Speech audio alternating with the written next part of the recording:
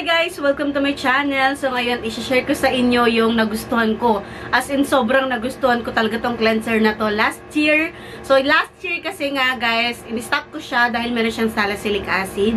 So although 1.5 lang naman yung salicylic acid niya guys, in-stop ko pa din siya. Sabi ng mga OB or ibang doktor na kailangan 2% yung salicylic acid para maging, kumbaga hindi siya maging okay sa mga pregi. Pero in-stop ko pa din siya guys para mas safety. Although 1.5 lang naman siya, nagustuhan ko siya, oo, pero syempre naman, health is wealth, diba? Lalong-lalo na yung health ni baby. Ito yung tinutukoy ko guys, yung Oxycure Acne Clear facial cleanser nila. Bumili nga ako ng toner neto guys. Naka-sale kasi that time doon sa official na Shopee account nila. Kaso nga lang, ayun, nag-pregi nga. Bawal nga gumamit ng mga salicylic acid. Actually, hindi naman bawal, pero in-stop ko lang siya for safety purposes. So guys, bumili ako ng isa. Una, trinay ko muna yung isa. So, bumili ako ng maliit. Ito yung pinakamaliit nila. May mas malaki neto, guys. Kapag nagustuhan niyo siya, bumili kayo ng mas malaki. Or, kung gusto niyo makatipid, ako ang ginawa ko, guys. Bumili ako nung naka-promo nila sa Shopee. So, bumili ako ng 3 or 4 yata yon. Parang buy 2, take 2. Basta ganun siya. Ililink ko na lang sa comment section, guys. Hindi ko lang alam kung naka-sale pa din hanggang ngayon. So, nakadalawa ako, guys. So, meron akong video kung gaano kaganda or nagustuhan ko talaga yung glow ng balat ko that time. Pati yung mga whiteheads, blackheads, tapos yung pores din guys, okay din siya. Habang ina-explain ko yung patungkol sa product na ito guys, magpapakita ko ng clip ng face ko nung ginamit ko tong product na to. Nakadalawang bote na ako ng Oxycure cleanser nila that time. Ang ganda ng resulta guys, promise. Kung meron kayong large pores, tapos, alam nyo yun, masebo yung mukha ninyo. Oily skin kayong katulad ko. Oily and acne prone skin, guys. Maganda yung salicylic acid. Although, guys, meron siyang 1.5 salicylic acid. Gentle lang siya sa balat. Hindi nagda-dry yung balat ko. And okay na okay siya. Hindi ako tinutubuan ng kahit anong pimples that time. Tapos, nakita ko din yung sa nose ko, guys. Wala na yung mga whiteheads and blackheads ko dito na pinoproblema ko talaga. Hindi siya drying, hindi din siya nakaka-strip ng balat. Bukod pa dun guys, maganda yung mga ingredients na kasama ng product na ito. Actually, alam nyo, basic lang yung packaging niya. As you can see, ganito lang yung laman niya. Tapos, ang hindi ko lang nagustuhan, syempre, of course, dahil nandito lahat-lahat ng information na kailangan mo, maliliit yung mga font na nandito. Guys, ito ay 50 ml at ang presyo niya ay 199 pesos. Pero pag naka-seal siya, guys, 99 pesos nyo lang siyang makukuha.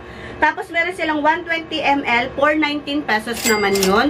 So, kung gusto niyo ng mas malaki, mas maire-recommend ko yun, especially kung oily acne prone skin kayong katulad ko, meron kayong large pores, at meron kayong whiteheads, at problema ninyo yung mga tigyawat or tiny bumps ninyo sa mukha.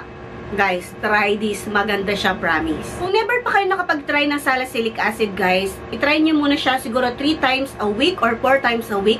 Dahan-dahan nyo muna siyang i-introduce sa balat ninyo kasi mag-a-adjust pa yung skin ninyo.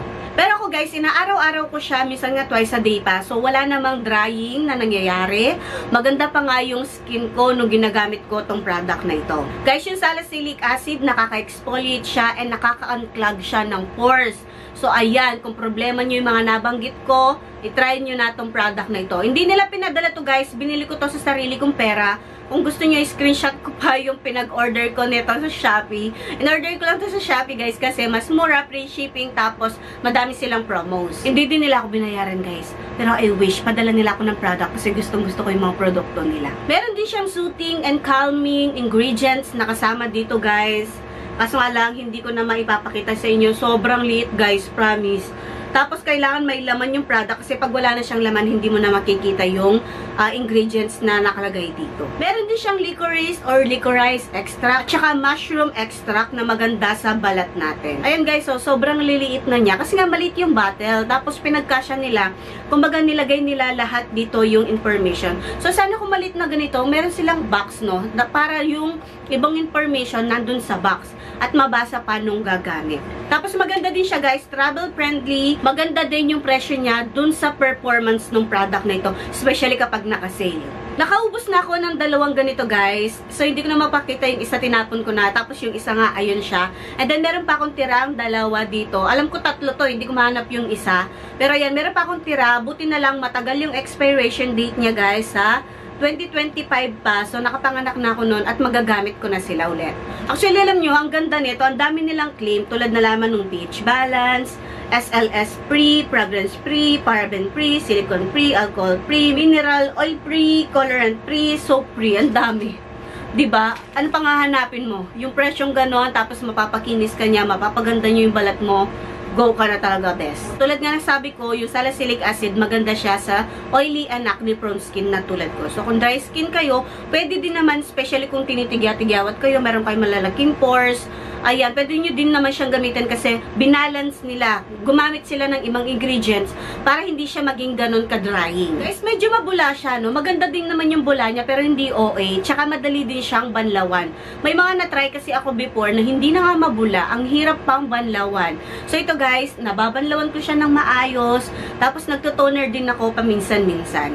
Kaso nga lang, hindi ko naisabay yung toner nila. Pero next time, gagawin ko ng review yung toner nila. Madami nagsasuggest na maganda daw yung toner nila. Anyway guys, hindi ako dermatologist ha. Talagang nagtatry lang ako ng iba't ibang klase ng skincare. At maganda ito guys. May mga dermatologist din naman ako, tsaka mga experts sa skincare na nakita or napanood sa TikTok na nire-recommend din naman nila tong product na to. Actually, dun ko nga to napanood sa TikTok. Tapos, trinay ko yung isa. And then, nung nagugustuhan ko talaga yung resulta, bumili ako sa shopping nila. Yun nga, parang buy 2, take 1. Hindi ko na matandaan guys pero yung screenshot ko, yung product kung saan ko binili to, at saka kung magkano siya, at magkano yung na-discount ko. Maganda talaga yung naging resulta niya sa akin. Papakita ko yung skin ko sa inyo. Nag-bright, nag-glow, kuminis din yung balat ko, hindi na din ako tinutubuan ng mga tiny pumps kasi usually, yun yung problema ko. Yung parang malit siya na pimple, minsan walang laman, minsan may laman, ganon. Iba-iba guys, pero ang ganda talaga na naging resulta nito sa akin. Babalik-balikan ko talaga siya guys. Pag wala na akong gustong gamitin na skincare guys, dito talaga ako babalik. Kasi maganda talaga yung naging resulta niya sa skin ko. Pero guys, gusto ko lang sabihin sa inyo na iba-iba tayo ng skin. Pwede naging maganda yung resulta nito sa akin, although pareho tayong oily skin na acne-prone skin, pwede din namang hindi maging maganda yung resulta niya. So, depende talaga sa balat natin. At saka, dapat consistent ka din sa paglalagay, maglagay ka ng moisturizer, and then mag-apply ka din ng sunscreen sa umaga. Nga pala guys, kapag ginagamit ko siya, hindi ko pinapalagpas ng 1 minuto mahigit. Kumbaga, hindi ko siya binababad. Winawash ko yung mukha ko, di ba, maglalagay ako ng water, kailangan may water, tapos ilalagay ko na tong product na ito.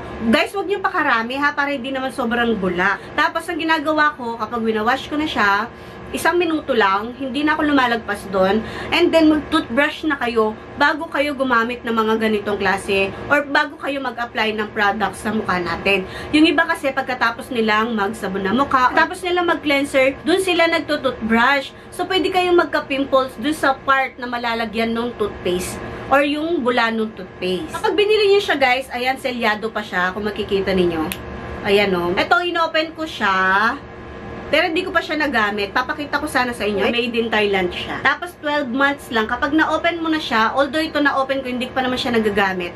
So, pagka-open mo, dapat 12 months magamit mo na siya. Guys, nakakalinis talaga siya ng skin. Pag double cleansing na din kayo, isa din pala yun sa maire-recommend ko sa inyo para maging maganda yung resulta niya.